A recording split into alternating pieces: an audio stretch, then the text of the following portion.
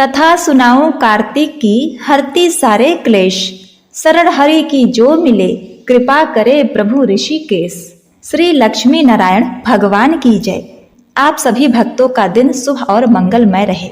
भगवान श्री कृष्ण जी की कृपा से आप सभी के दुख दूर हों। आज कार्तिक मास कृष्ण पक्ष की चतुर्दशी तिथि है और आज के दिन रूप चौदस नरक चतुर्थी का व्रत भी है। इस दिन हरि कथा का श्रवण, हरि नाम का जप हमें इस संसार से पार ले जाता है।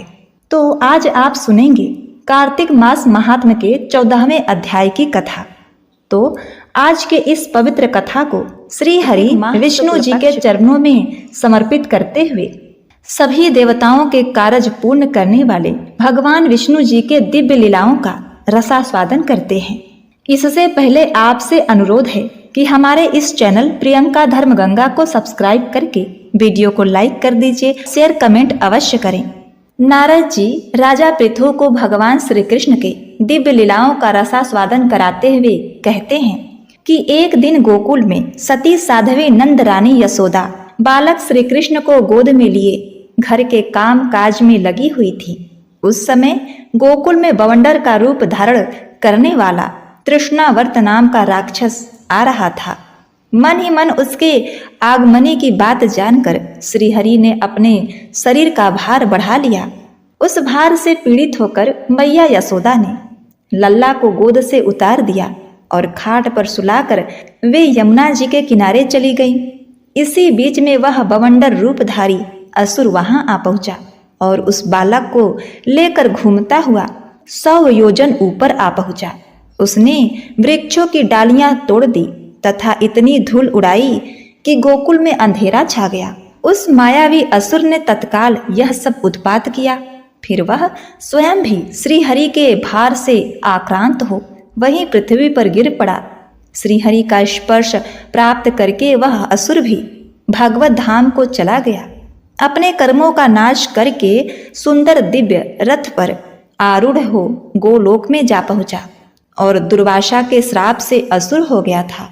श्री कृष्ण के चरणों का स्पर्श पाकर उसने गोलोक धाम में स्थान प्राप्त कर लिया। मुने, हे राजन, बवंडर का रूप समाप्त होने पर भय से विह्वल गोप गोपियों ने जब खोज की तब बालक को सैया पर न देखकर सब लोग शोक से व्याकुल हो भय से अपनी अपनी छाती पीटने लगे। कुछ लोग मूर्छित हो गए और कितने ही फूट फूट कर रोने लगे। खोजते खोजते उन्हें वह बालक ब्रज के भीतर एक फुलवाड़ी में पड़ा दिखाई दिया। उसके सारे अंग धूल से सने हुए थे। एक सरोवर के बाहरी तट पर जो पसीने से भीगा हुआ था पड़ा हुआ था, वह बालक आकाश की ओर एकटक देख रहा था और भय से कातर होकर बोलता था। नंद जी ने तत्काल बच्चे को उठाकर छाती से लगा लिया और उसका मुख देखकर वे शोक से व्याकुल हो रोने लगे। माता यशोदा और रोहिणी ने शीघ्र ही बालक को देखकर रो पड़ी तथा उसे गोद में लेकर बार बार उसका मुख चूमने लगी। उन्होंने बालक को नहलाया और उसकी रक्षा के लिए मंगल पाठ करवाया। उसके बाद यशोदा जी अपने लल्ला को स्तनपान कराया। उस समय उनके मुख और नेत्रों में प्रसन्नता छा रही थी। राजा पृथु ने कहा, हे नारद मुनि, पांड्य देश के राजा को दुर्वासा जी ने क्यों श्राप दिया? आप इस प्राचीन इतिहास को भली भांति विचार करके कहिए। नारद जी बोले, एक बार पांड्य देश के प्रतापी राजा अपनी 1000 पत्नियों को साथ लेकर मनोहर निर्जन प्रदेश में गंधमादन पर्वत की नदी स्थली पर पुष्प वाटिका में जाकर सुख से विहार करने लगे। एक दिन वे नदी में अपनी पत्नियों के साथ जल क्रीड़ा कर रहे थे। उस समय उन लोगों के वस्त्र अस्त व्यस्त थे। इसी बीच अपने हजारों शिष्यों को साथ लिए महामुनि दुर्वासा उधर से निकले। मतवाले राजा ने उनको देख लिया, पर वे न जल से निकले, न प्रणाम किया, न वाणी या हाथ के संकेत से ही कुछ कहा। इस निर्लज्जता और उदंडता को देखकर दुर्वासा जी ने उनको योग भ्रष्ट होकर भारत में लाख वर्षों तक असुर योनि में रहने का श्राप दे दिया और कहा कि श्री हरि के चरण कमल का स्पर्श प्राप्त होने पर असुर योनि से इसका उद्धार हो जाएगा, इन्हें गोलोक की प्राप्ति होगी। और उसकी पत्नियों से कहा कि तुम लोग भारत में जाकर विभिन्न स्थानों में राजाओं के घर में जन्म धारण करके राजकन्या होगी। मुनि के श्राप को सुनकर सब लोग हाहाकार कर उठे। राजा की पत्नियां करुण विलाप करने लगी। अंत में राजा ने एक बड़े अग्निकुंड का निर्माण किया और श्री हरि के चरण कमलों का हृदय में चिंतन करते हुए वे पत्नियों सहित उसमें प्रविष्ट हो गए। इसी प्रकार वे राजा सहस्त्राक्ष तृष्णावर्त नामक असुर होने के पश्चात हरि का स्पर्श पाकर उनके परम धाम में चले गए और उनकी रानियों ने भारतवर्ष में मनोवांछित जन्म ग्रहण किया। इस तरह श्री हरि का यह सारा उत्तम महालय कहा गया है।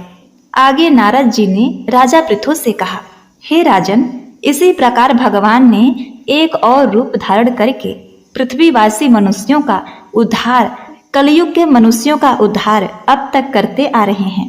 एक बार पृथ्वी पर घूमते हुए अग्नि देवता और पवन देवता आ गए। उन दोनों में किसी बात को लेकर तकरार हो गया और पवन देवता ने अग्नि देवता से युद्ध करना आरंभ कर दिया।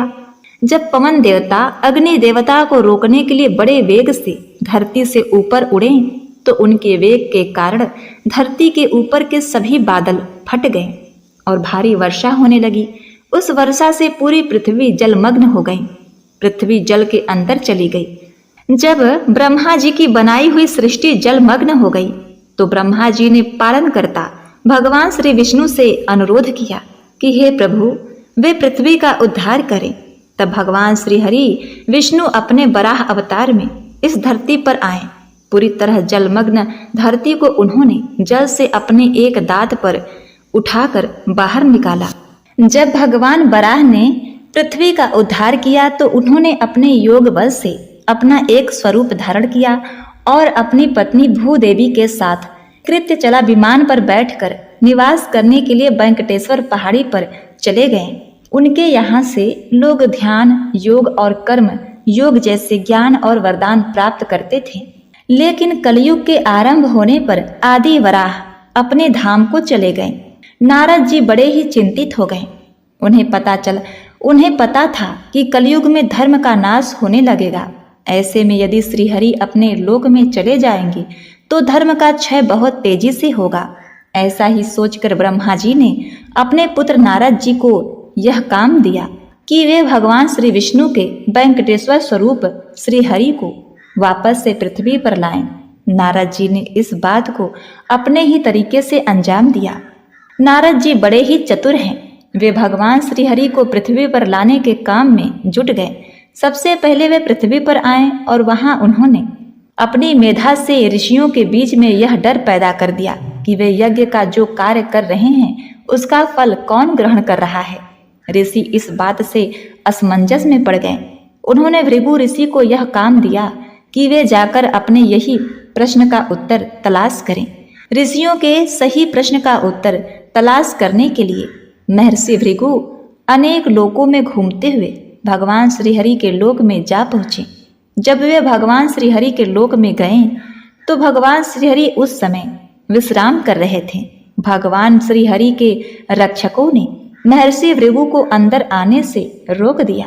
महर्षि भृगु एक ऋषि थे और ऋषि कभी भी कहीं नहीं रोके जा सकते थे। महर्षि भृगु को क्रोध आ गया। वे बड़े ही क्रोधी स्वभाव के थे।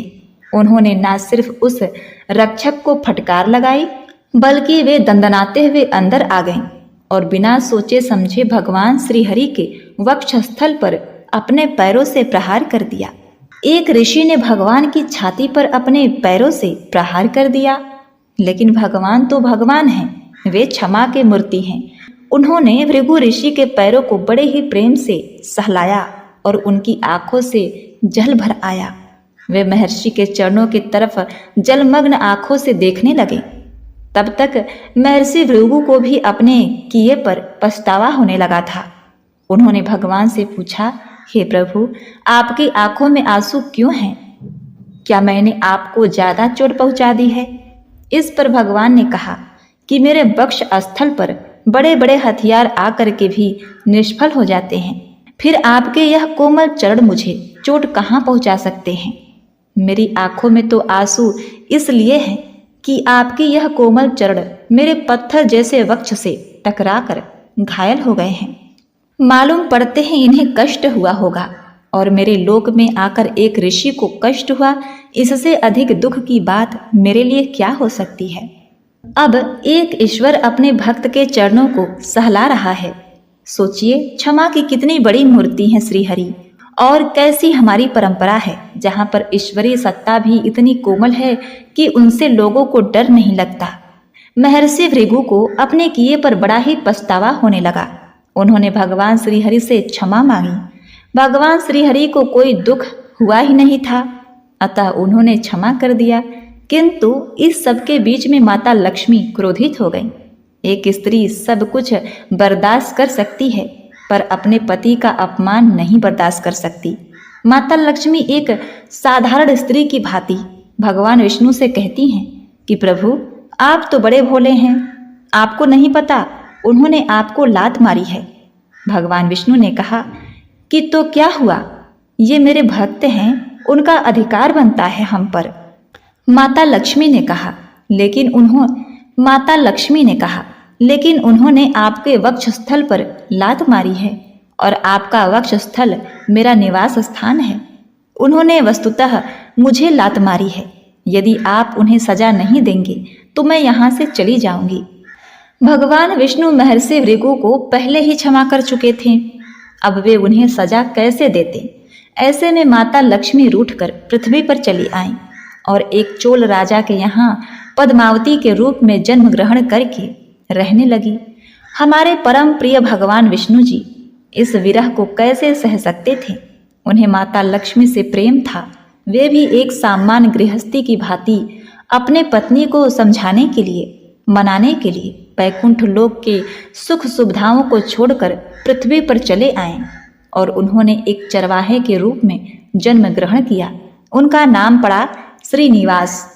दोनों के पृथ्वी के अवतारों में जमीन आसमान का अंतर था। एक चरवाहा श्रीनिवास थे और यहाँ दूसरी तरफ राजा की पुत्री माता पद्मावती थी। ऐसे में ब्रह्मा जी ने इन दोनों को मिलाने की एक युक्ति रची। उन्होंने एक गाय और बछड़े का रूप धारण कर लिया और वे धरती पर विचरण करने लगे। वह बड़ी ही अद्भुत गाय थी। वे तभी माता लक्ष्मी की नजर उस पर पड़ी और उन्होंने उस गाय को अपने पिता को दे दिया। राजा ने उस गाय को देखा तो बड़े ही प्रभावित हुए, लेकिन राजा चूंकि गाय की सेवा करने में असमर्थ थे, इसीलिए उन्होंने एक चरवाहे को उस गाय को दे दिया, और यह चरवाहा श्रीनिवास के गांव का ही चरवाहा था।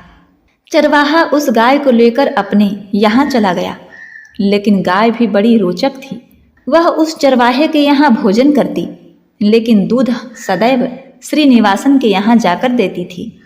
ऐसे में चरवाहा जो कि गाय को पोषित कर रहा था, उसे बड़ा ही क्रोध हुआ।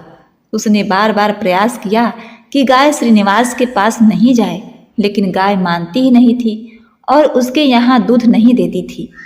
तब वह चरवाहा राजा की उपस्थिति में उस गाय को राजा की अनुपस्थिति में उस गाय को मारने का विचार करने लगा। उसने राजा से कहा, यह गाय बड़ी ही दुष्ट है और इसे मार देना चाहिए। इसके बाद राजा की सहमति से वह चरवाहा गाय को मारने के लिए जा ही रहा था। तभी श्रीनिवास वहां चले आए। उन्होंने न केवल गाय की रक्षा की, बल्कि चरवाहे को दंड दिया और राजा को श्राप दिया कि तुम एक राक्षस हो जाओ। तुम अपनी आंखों के सामने देवतुल्य गाय को मरते हुए देख रहे हो। तुमने एक राक्षसी कृत्य किया है, इसलिए तुम राक्षस हो जाओ।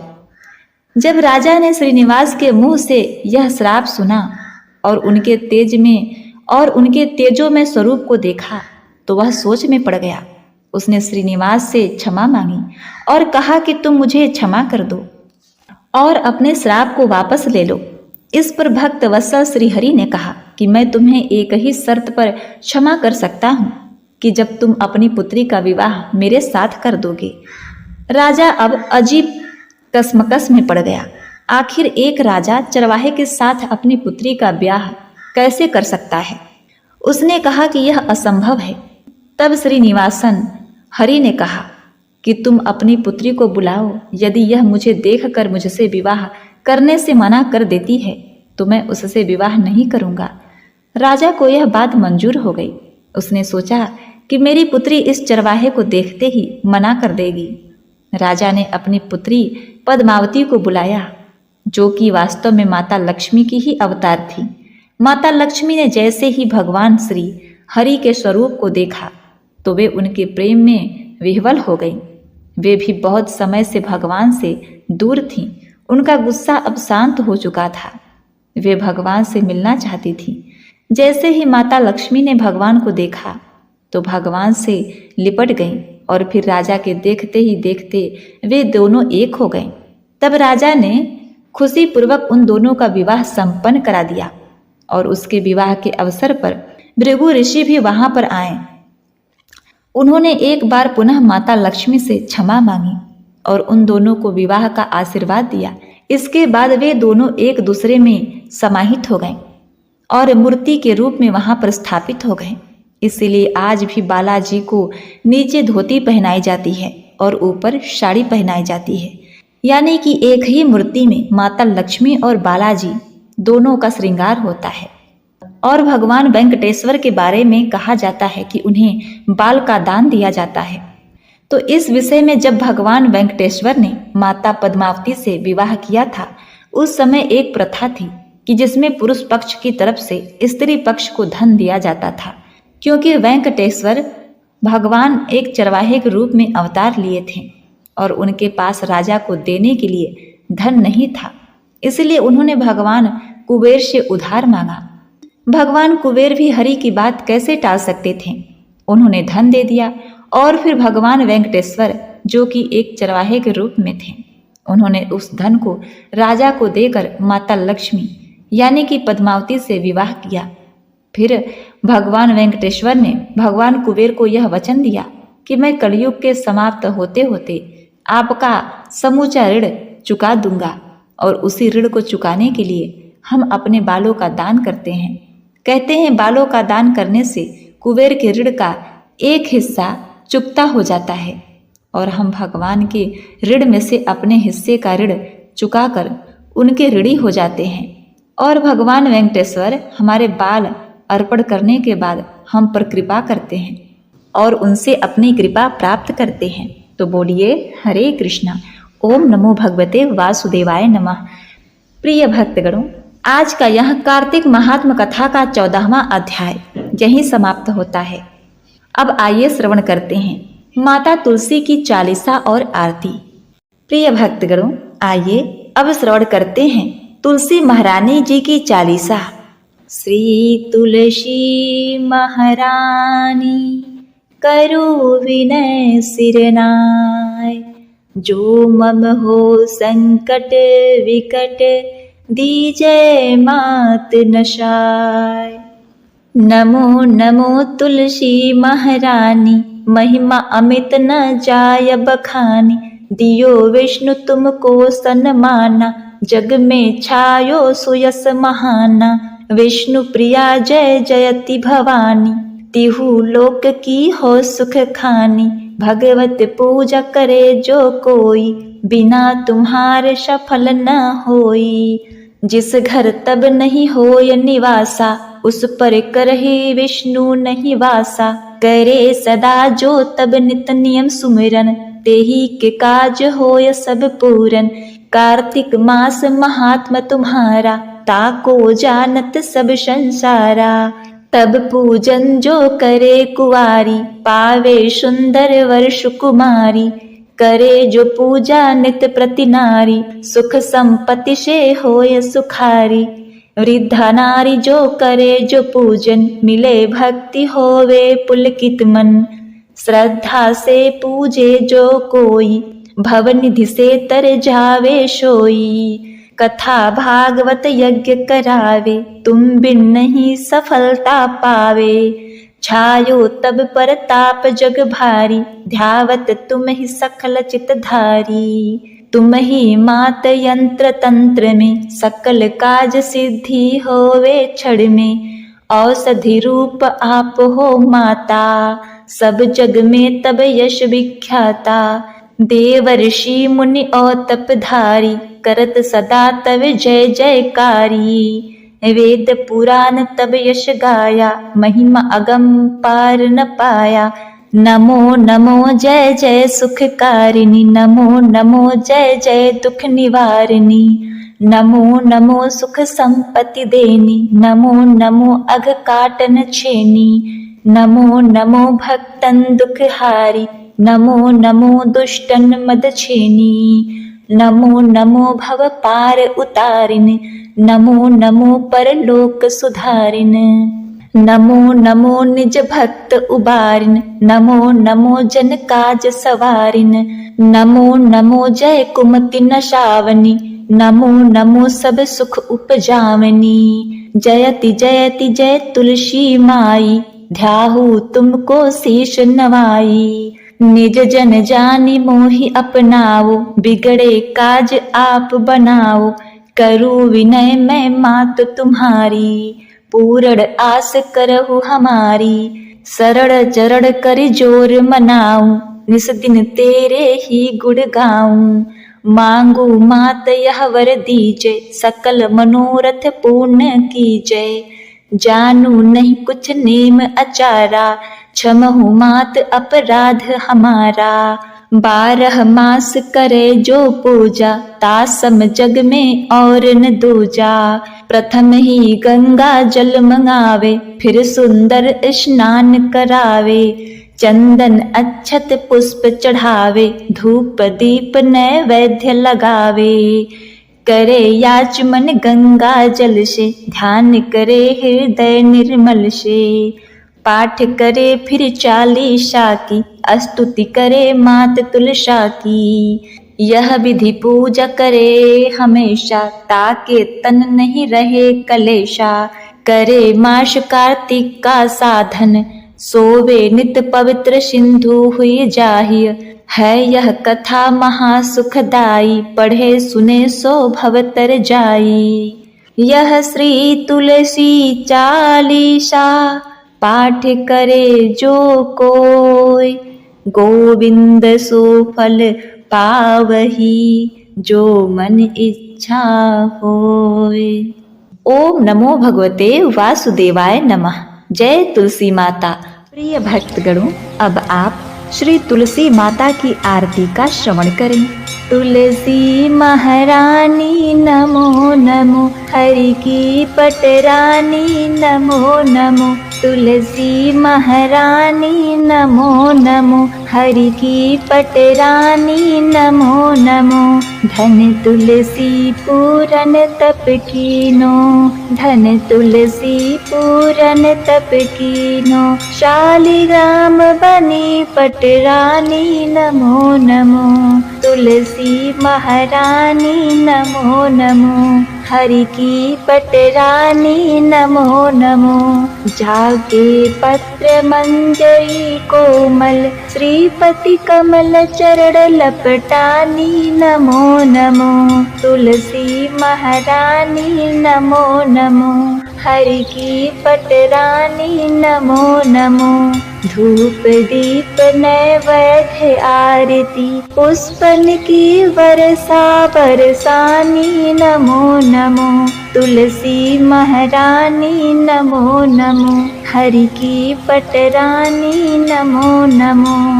56 भोगवती सो व्यंजन, बिन तुलसी हरि एक न मानी नमो नमो। तुलसी महारानी नमो नमो, हरि की पटरानी नमो नमो। सब सखी मैया तेरो यस गावे, भक्ति दान दीजय महारानी नमो नमो।